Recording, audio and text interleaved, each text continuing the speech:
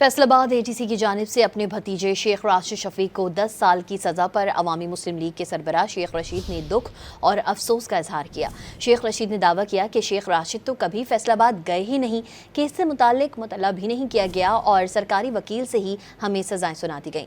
शेख रशीद ने chief justice से appeal की कि उनकी सजाओं के खिलाफ अपीलों पर भी जल्द फैसला सुनाया जाए।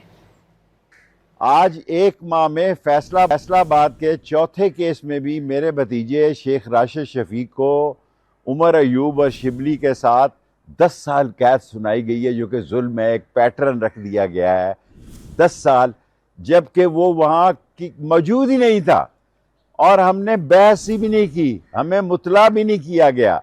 सरकारी वकील से ही बहस कर ली गई और सरकारी वकील के ज़रिए ही 10 साल सज़ा सुना दी गई। चीफ जस्टिस साहब से दरख्वास्त करूंगा कि आप जल्द अज जल्द, जिस तरह आपने 4 महीनों में केसों का फैसला हुक्म सादर फरमाया था, इसी तरह इनकी अपीलों का फैसला करें। हम सरेंडर करने के लिए तैयार हैं।